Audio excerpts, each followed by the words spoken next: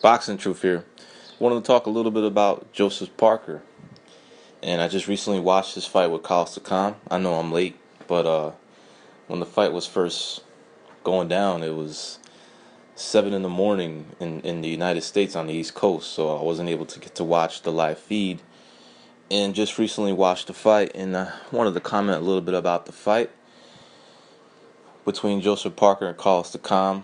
It was a very good heavyweight scrap. We saw a lot.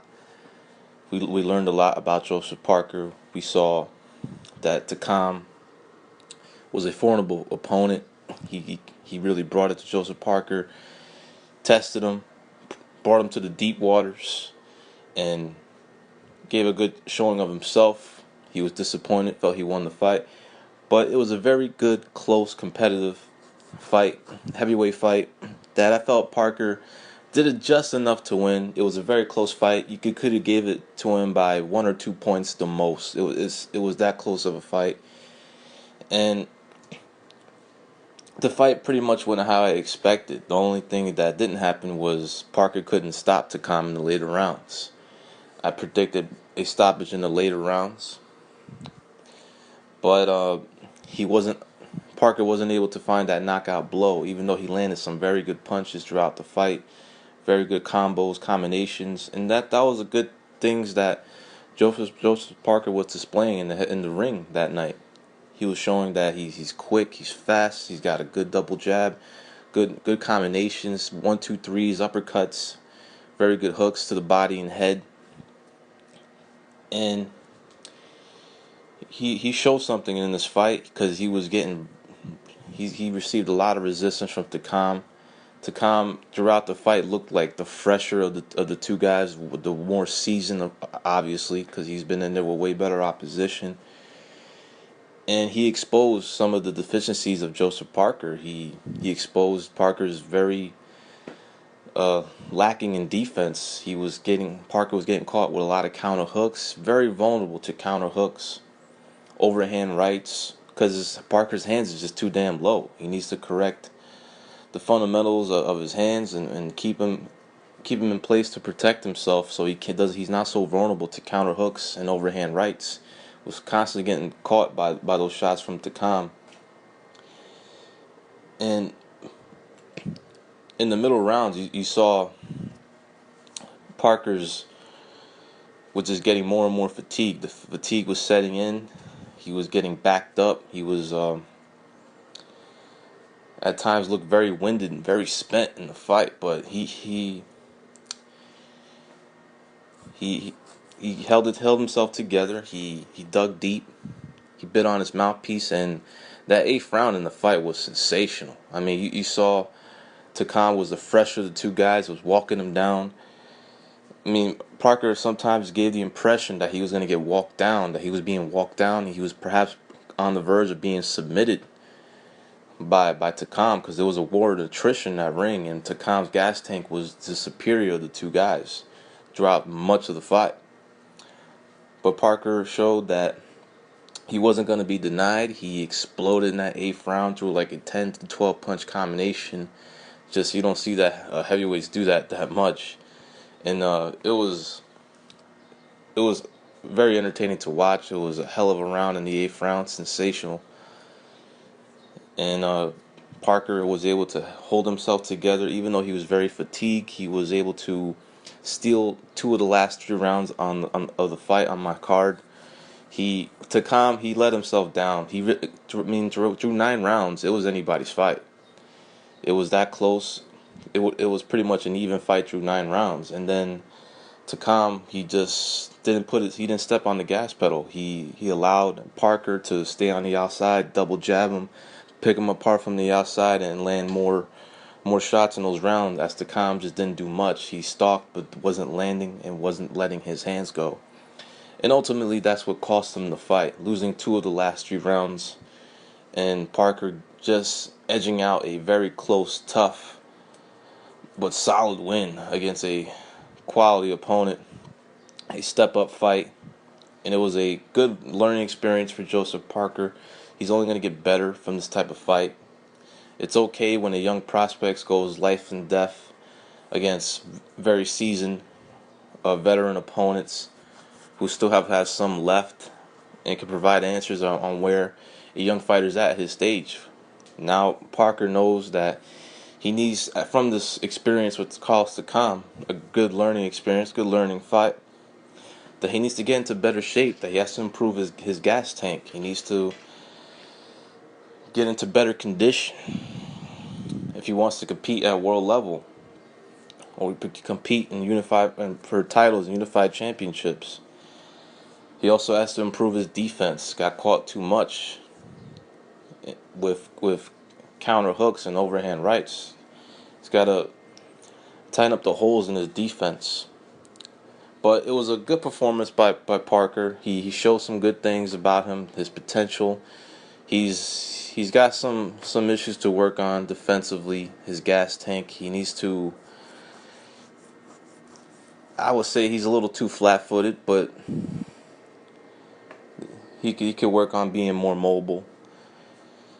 But even though, after watching the fight, even though Parker right now has the best win out of any young heavyweights out there, including Anthony Joshua, who holds the IBF strap, even though Parker holds a better win over anything Anthony Joshua has beaten in his career thus far, I still right now favor Anthony Joshua over Joseph Parker right now if they were to fight right now. But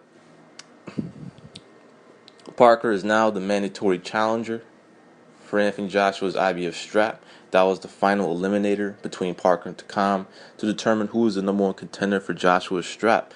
However, it's going to be a while before Parker will have his date with Anthony Joshua for a mandatory shot for his strap of the IBF. So what Parker and his team are going to do, they're going to remain active, stay busy.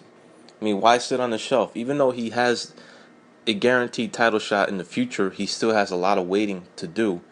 So why wait 6 months before Anthony Joshua's mandatory defense is enforced? Joshua is going to be taking 2 voluntary defenses in between. He's going to remain active. He's going to make money. So you might as well stay in the gym, stay sharp, stay fit, improve on your defensive deficiencies, work on your gas tank, get your lungs up, get your wind up, and get back in the ring and stay active. And that's what Joseph Parker is doing. He's going to return in a very quick turnaround after a very tough fight against Carlos Takam. He's going to be returning July 21st. And he's going to be fighting a Australian opponent, Suleiman Hamano. He's 40 years old. He's rated by the WBA in the top. He's rated number 12, I believe. He's not considered a world beater or anything like that. He has 28 bouts, 21 knockouts, and 24 wins. He has some power. He hasn't fought any opposition compared to what Takam has fought. Parker's last opponent. He was knocked out by Kevin Johnson about 3 years ago.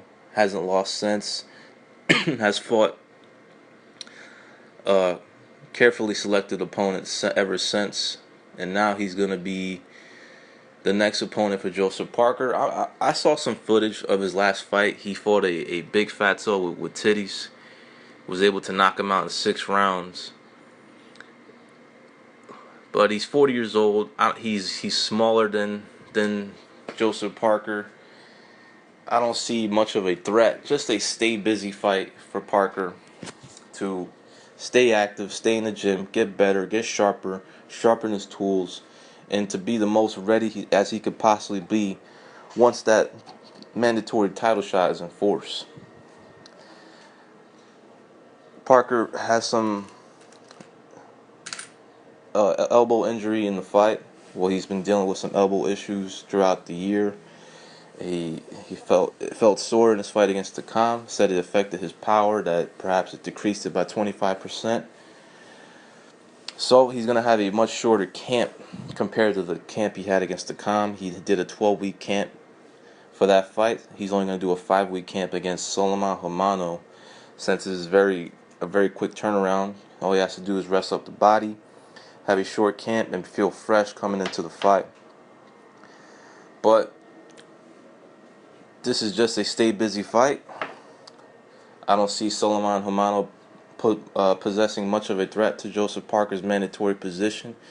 Some people say Parker should just sit tight, wait till the mandatory shots are forced. But no, it's stupid. Why wait? Go out there, perform, make a little money, stay sharp. Just trust in your team to make the right decision, to put him in an opponents they know he's gonna beat. He's a mandatory challenger, so there's no need to be fighting any any guys that could knock him off his position. Just fight the type of guys that can give him some work, make him look good, and also improve on his deficiencies. But guys that they know that he could beat, because he's already the mandatory challenger. No need to fight any unnecessary type of opponents that can knock you off of your position. But good fight by Joseph Parker. He definitely has some issues to work on. Still needs a lot more seasoning, needs more fights. But we'll see what happens down the line. Eddie Hearn and Joshua have a lot of options on the table of who they could fight. Right now they're feasting on Haymon heavyweights. As I'm hearing is that Haymon and Hearn made a deal for more fights to be made against Joshua and some of his clients at heavyweight. So we'll see who Joshua keeps fighting after Brazil. Perhaps another Haymon heavyweight. Then perhaps a unification, or perhaps Hearn will pull the trigger on a mandatory defense, considering what he saw in the fight against Takam. Maybe he feels Parker doesn't pose much of a threat to Joshua right now. Possibly will even make the fight. It will still be a good fight, especially in UK. I'm sure it will still do business if the fight was to be made. But perhaps a purse bid will be issued, and maybe Parker's promoters will try to win the bid and stage the fight elsewhere, perhaps on Parker's home soil. But still a lot has to happen before that situation arises. But it's definitely a fight that will be interesting, entertaining. Parker has some tools. He's dangerous. He's got some power. He's got combination punches, but he's got some issues defensively. But it'll be a good fight if it was to happen. Definitely would be the best opponent thus far for Joshua's career. Even though Joshua hasn't been fighting, he's been fighting undefeated guys, but virtually untested guys. Or guys who are just not at that level or haven't competed at the world level compared to Parker's last opponent. But we'll see what happens. Heavyweight division with more interesting fights to come. This is Boxing Truth. I'm out.